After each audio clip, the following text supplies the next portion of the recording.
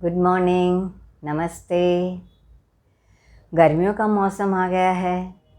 हम उससे बचने के लिए कई प्रयत्न करते हैं, जैसे कि पंखा, एसी और कूलर।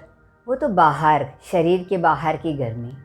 अंदर की गर्मी अगर गले में हमारी ये गर्म होता है तो हम उसके लिए कोल्ड ड्रिंक, आइसक्रीम और कोई जूस पी के अपने आप को ठंडक पहुंचाने की कोशिश करते हैं, पर वो थोड़ा टेम्पररी हो जाता है। पर आज मैं आपको योग के द्वारा एक प्राणायाम बताने जा रही हूँ, जिसके करने से हमारे शरीर की पूरी गर्मी जो है निकल जाती है और शरीर को एकदम ठंडक महसूस होती है। पर इसका अभ्यास लगातार करना चाहिए और काउंटिंग बढ़ानी चाहिए इसके लिए। तो सबसे पहले यह प्राणायाम क्या है? यह प्राणायाम का नाम है शीतली प्राणायाम। जी, इस शब्द से ही हमें मालूम पड़ता है शीत मतलब कितनी शीतलता। इस शब्द को लेते ही मेरे शरीर में एकदम ठंडक महसूस होती है। तो आप सोचिए, यह प्राणायाम करने से हमारे शरीर में कितनी ठंडक महसूस होगी। यह प्राणायाम अक्सर गर्मी के मौसम में ज़्यादा किया जाता है, क्योंकि इससे हमारे शरीर में शीतलता प्रदान होती है। अब आएंगे इस प्राणायाम के करने से क्या क्या फ़ायदे होते हैं। इस प्राणायाम के करने से अनेक फ़ायदे हैं, जैसे कि शरीर की गर्मी दूर होती है। जिन लोगों को काफ़ी घबराहट होती है, बहुत घबराते हैं, कई लोग डर जाते हैं, वे ये प्राणायाम करेंगे तो उनमें भी उनको राहत होती है। और हाई बीपी वाले लोगों के लिए यह प्राणायाम बहुत ही उत्तम है। जैसे जैसे वो प्रैक्टिस करेंगे उनका बीपी कंट्रोल में हो जाता है। डायबिटीज़, पेट के कई रोगों का निवारण होता है। गर्मी के मौसम में पित्त बहुत बढ़ जाता है। पित्त की वृद्धि को है वो रोकने की कोशिश करता है, पर वो लगातार प्रयत्न से। चेहरे पे अपने दाग धब्बे होते हैं, उसमें भी कम हो जाते हैं वो प्राणायाम करने से। और सबसे उत्तम बात कि महिलाओं को पीरियड्स में अगर ज़्यादा ब्लीडिंग होती है, और गर्मी के मौसम में तो कईयों को गर्म शरीर होता है इसलिए ज़्यादा होती है, तो यह प्राणायाम का अभ्यास करने से उसमें भी उनको राहत मिलती है। ये तो रही फ़ायदों की बात। अब यह प्राणायाम किन किन लोगों को नहीं करना चाहिए। जिन लोगों को अस्थमा है वे प्राणायाम नहीं करेंगे, और लो बीपी वाले इस प्राणायाम को नहीं करेंगे। और जिन्हें सर्दी, खांसी, जुकाम है, वे जब तक वो सर्दी, खांसी और जुकाम है यह प्राणायाम नहीं करेंगे। पर जैसे ही उनकी सर्दी, खांसी और जुकाम दूर हो जाएगा तो इसका धीरे धीरे उसका अभ्यास वे शुरू कर सकते हैं। तो ये थे फ़ायदे और किसे नहीं करना चाहिए वह। अब इस प्राणायाम को कैसे किया जाए। जी, योग में जो भी प्राणायाम अब तक हमने बताए हैं वह नाक के द्वारा ही सांस ली जाती है और नाक के द्वारा ही छोड़ी जाती है। पर योग में यही एक प्राणायाम है जो मुंह के द्वारा इसकी सांस ली जाएगी और नाक के द्वारा इसकी सांस वो छोड़ा जाएगा। तो पहले मैं आपको समझा रही हूँ कि प्राणायाम करने की विधि कैसी है, और उसके बाद में मैं आपको 2-3 राउंड करके बताऊंगी। फिर आप भी मेरे साथ 2-3 राउंड करेंगे तो देख लेंगे पहले कैसे करेंगे। इस प्राणायाम के लिए करने के लिए पहले कैसे भी आप सोफ़ा पे, पलंग पे या ज़मीन पे बैठकर कर सकते हैं, कुर्सी में भी बैठ के कर सकते हैं।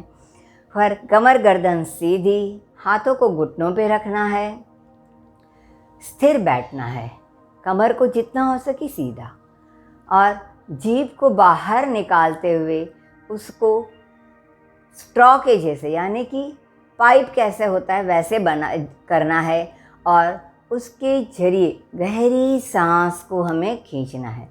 जैसे ही वह पाइप के जरिए स्ट्रॉ के तरह वो जीभ जो मुड़ जाती है, वहाँ से सांस खींचेंगे तो वह सांस पूरी हमारी गले के अंदर ही उतरती है। और फिर गहरी सांस खींचने के बाद मुंह को जो है बंद, यानी कि जीभ को अंदर लेके मुंह को पूरी तरह बंद करना है। कुछ देर सांस रोकनी है और उसके बाद में राइट नॉस्ट्रिल को बंद करके लेफ़्ट से धीरे धीरे सांस को छोड़ देना है। तो चलिए अब मैं आपको प्रैक्टिकली कर दिखाती हूँ कि किस तरह जीभ को बाहर निकाला जाता है। जीभ को मैं बाहर निकाल रही हूँ, अंदर से ही मोड़ रही हूँ जीभ को।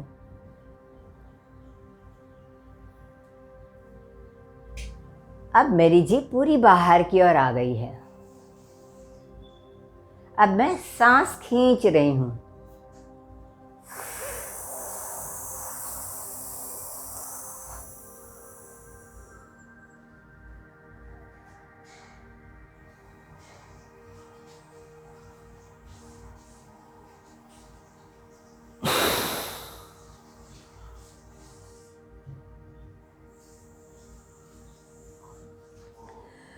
फिर से एक बार करते हैं।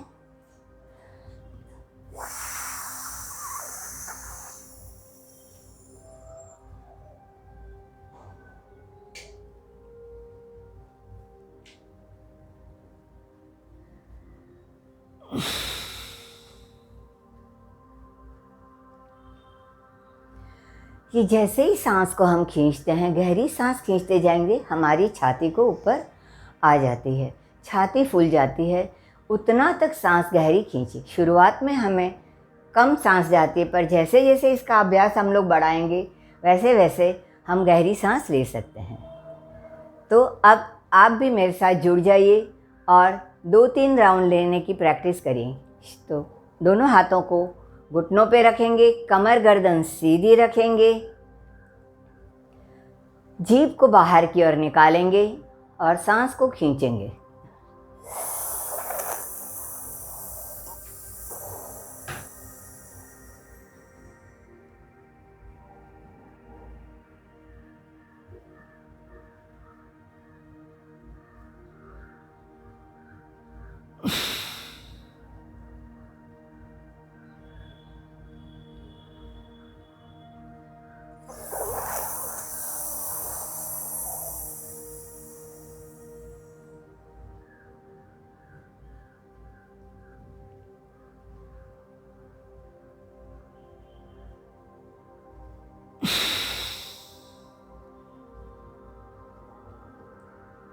लास्ट टाइम करेंगे।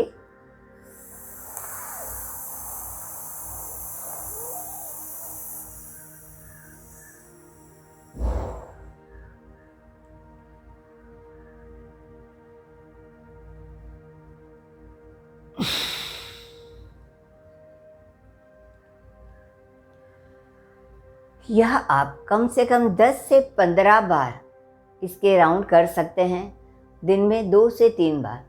तो आपके शरीर को काफ़ी ठंडक पहुँचेगी। अगर आपको मेरा वीडियो पसंद आया हो तो लाइक करिएगा और चैनल को सब्सक्राइब करना ना भूलिएगा और बेल आइकॉन को दबाना ना भूलिए, ताकि मेरा अगला वीडियो जो है आप तक तुरंत पहुँच जाए। धन्यवाद।